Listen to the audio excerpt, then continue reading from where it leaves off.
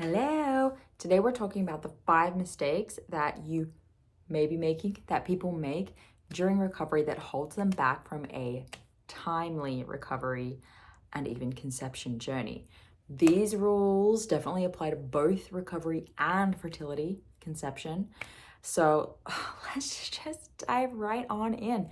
Okay, the first one is going to be, and I have my notes up here so I don't miss any, focusing on weight gain obsessively.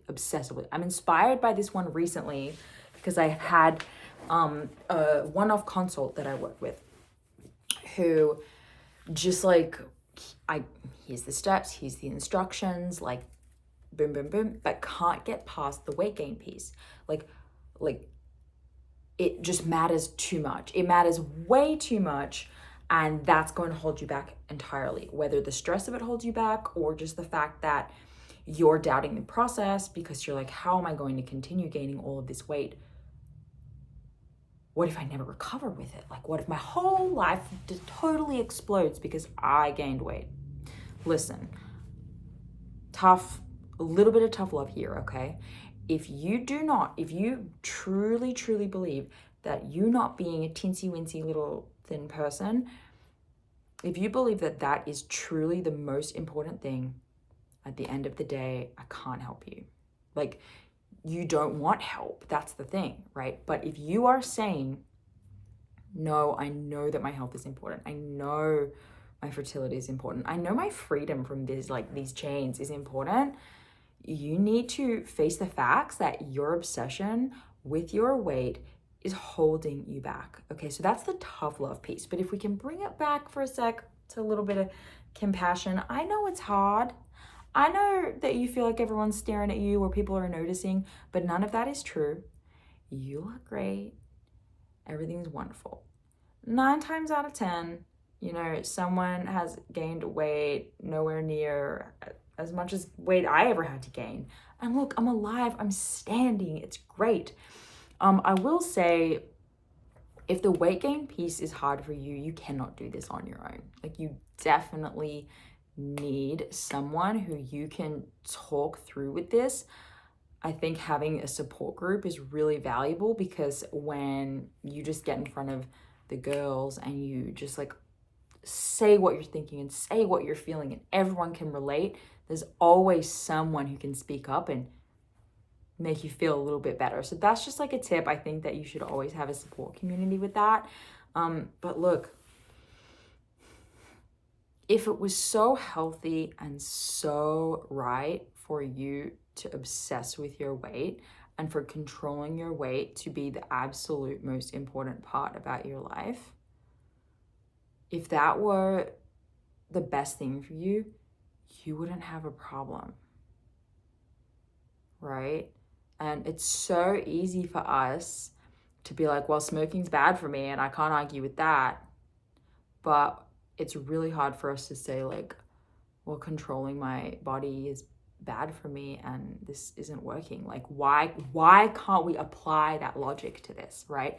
Because it's complex, because we're in a world that really, really promotes thin bodies. I get it. So you're at a choice point, and I know that the choice that you want to make is for your health. So what I can say to you on this one, besides getting a support group, making sure you have someone in your corner, is you're gonna be just fine. You are going to love the other side of this, and it is no way to live to put all your eggs in the I'm gonna be thin basket because it's gonna bring me everything I want. Did it? What's so good? What is so good about what being thin brought you? You're not gonna be able to convince me,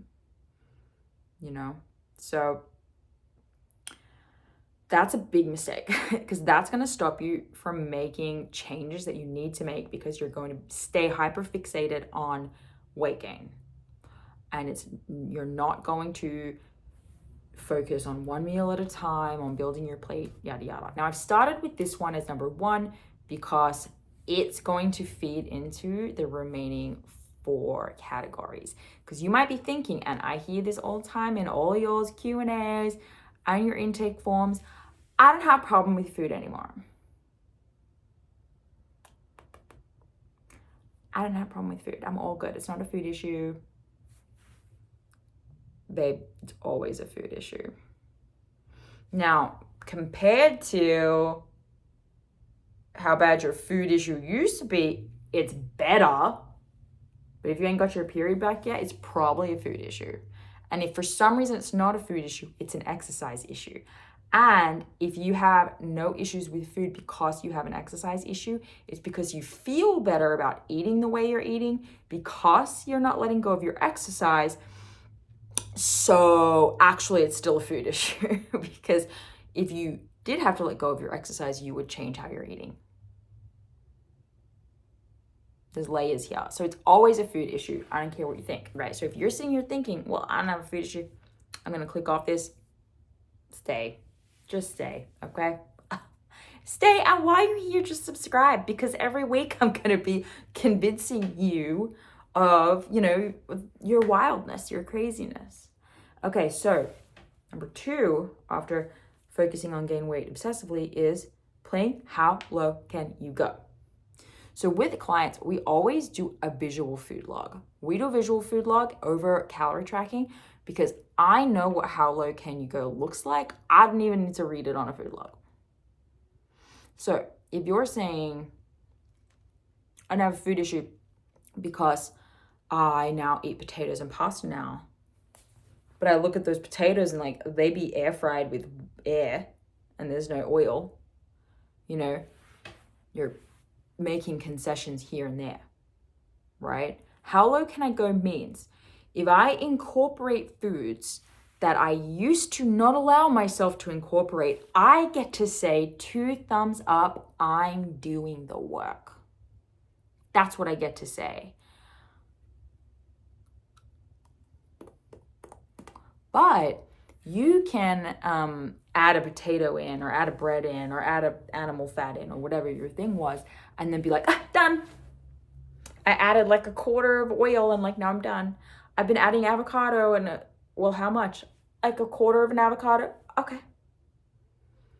You think you're healing from that? You think that's healing? No. Right? If you're still in this situation, there's probably work to be done. That's just the facts, right? Because you can tell yourself as much as you want that you don't have a food problem, but why aren't your ovaries overeating? Let's be real. Let's be real with ourselves for a second. So how low can I go game is, what is the minimum amount of, what is the minimum amount of food I can eat for recovery without having to eat any more? Or what is the minimum amount of food I can eat for recovery, and what is the maximum amount I can exercise and still recover? And that's a really hard one for people to self-identify. We have to identify it for people a lot and point it out a lot. I mean, I did it. It's the quasi-recovery thing, right? So if you're pre-portioning your food, if you're making salami and crackers, but it's 2 perfect crackers and 2 perfect salamis, you're probably playing the how low can it go, all right? And getting a food log or something through us is probably a good idea, but hopefully, you can do a little audit yourself. Maybe try our period recovery game planner. That is a really good tool for picking up on whether or not you're playing the how low can I go game. It's basically a planner that takes you through a multi-page questionnaire. Are you doing this? Are you doing that? Are you doing this? Behavior, for you to just be brutally honest with yourself in private and then implement changes based on what comes up in the planner that you probably didn't even know you were doing. There's also we also have a free resource that might be just as helpful as the planner, because the planner is $37, but our check your blind spot checklist. So hopefully I remember to link those. But if I don't, guys, just go to our website, thehasociety.com, and go to the resource store, and you'll find the blind spot checklist for free and the period recovery game planner. Okay, moving on. Number 3 is continuing to eat diet foods. Now, this is different. to playing how low can I go, because how low can I go is how much of food that is actually helpful for me can I minimally eat for recovery, right? Because if sugar is a fear food for you, if animal fats is a fear food for you, yada yada, you're gonna eat the minimum amount needed to say 2 thumbs up, I'm doing it. Now this one is continuing to eat diet foods. So that one, you know it. If I look at your food log and we still be eating rice crackers, like our rice cakes, sure, rice crackers. You're eating dry popcorn, freaking Skinny Pop. You're eating low fat. You know, you're doing protein bars. You're drinking LaCroix, Diet Cokes. You know, you're doing like the diet foods.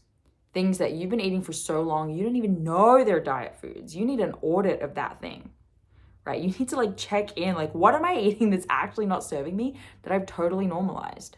Because we live in that world where like, oh, I'm just being good. I'm just being healthy. Y'all, everyone stop saying chicken breast is health food. Because chicken breast ain't got nothing in it but protein. Like, am I thankful that women are at least eating something that's animal protein? Sure. But ain't no one getting their period back on pure chicken breast. So you need to do an audit of all of the diet foods that you're eating and bang, bang, bang them out. I have a great suggestion for you on this. So let's do the last one and then I'll bring it back to that.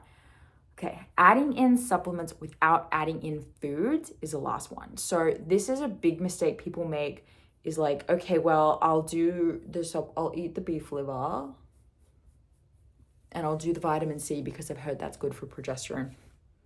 Girl, you ain't even cycling yet. You think vitamin C is going to do something for your progesterone? You think adding flaxseed in is going to do something for your progesterone right now when y'all don't even have no hormones? So that's one that like you can just skip for now. With clients, yes, I do put them on supplements. They're generally like food-based supplements, or we'll do an HTMA test, which is a special test to figure out exactly what supplementation you need. But like, you're not gonna out supplement HA. There's no supplement you can take, right? I mean, is there like Vitex that has helped women get periods before? Yes, but as soon as they stop taking Vitex, nothing happens anymore. And often they're anovulatory, right? So it doesn't even matter. Or it's just the estrogen, but it's not the progesterone. So you don't, like, it's not a real cycle. So no, there is no magic supplement for you when you have HA. Now, when you are nourishing yourself in recovery, we're seeing some recovery signs. Maybe you've had a first cycle, like, then let's do the supplementation route. And for preconception clients, we'll also do the testing so that we can do the exact supplementation we need, but it's still not going to bring the period back. It's just going to help it maybe along getting more optimal soon, or that when you do have that first period, it's more glorious, you know, than if you hadn't. So your intentions for supplementation need to be different, and they need to always be accompanied by food and making sure you're not making any of those first 3 mistakes. Okay, so I have a video suggestion for you as well. A video of mine is 5 signs that recovery is happening video. Go check that one out. I'll link it below as well. But what I have a suggestion for you guys for all of these tips, if you're like, oh, I think I might be doing all of these, you want to check out the Restore program. So we have the first week of February, a new cohort of the Restore program is opening. This is a really small group program. We only ever take about 6 people, max 8. And you have a one-on-one coach. So it's hybrid individual and it's a group coaching program. So you get the group support and the practitioner. Either myself, Ashley, or Mishi will be your dedicated practitioner. You'll get a custom protocol. You'll meet with us weekly as well as a one-on-one call. And you'll have unlimited email support and a year's access to the HA Society. So like, you are recovering in this program. Do you know what I'm saying? It's 10 weeks.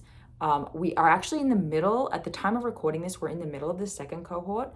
But the first one, everyone who's trying to get pregnant was pregnant. And everyone who's trying to recover all but one who we actually have someone in the program who was premature ovarian insufficiency. I just want to be honest with my stats, guys. I don't want to lie to you. Sometimes we take people with POI, which is not HA, but everyone else reached their goal. Okay? And then anyone who doesn't, I mean, we're there. We continue working with you. Like, we are not in and out. You are a person to us. You matter. Your transformation matters. And we will get you this freaking result if we go bankrupt making it happen or whatever. Like, I don't know, but just, I want you to know that of all the programs out there, I believe wholeheartedly that this is the most value. We are the most invested in your journey, your recovery. We have 3 coaches on our team, and you get all 3 of our help whenever the heck you need it. And you have an entire support community that has been established since 2020, y'all. Like, we're on this. We've been doing this thing for a long time. We have worked with hundreds of women to help them recover. So that early cohort, February cohort, go check it out, thehasociety.com/restore, because in there, to bring it back to the tips, we take you through all of this stuff. So we take you through the mental and emotional side of, like, this is difficult body image challenges. We take you through playing How Low Can I Go? Are you doing this? We will find it for you, and with love and compassion and gently, we will tell you what you're doing is self-sabotage. You know me, I'm gonna do that for you. We got your back. And then we're going to do a diet food audit. So this is a part of our program. You'll do this yourself in your own time. You'll bring it back to your dedicated practitioner, and we'll help make sure that you are auditing out and removing the diet foods. And then lastly, supplementation and testing recommendations are all part of the program. We review your lab work before you join to make sure you're dealing with HA if you are, and just make sure you're a good fit for the program. Okay, so check it out. And if this video is helpful, please subscribe. Next week, I will see you again for a Q&A video.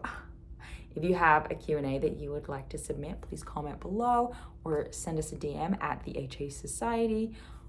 Pick your tribe on any platform, and I'll see you guys next week. Bye.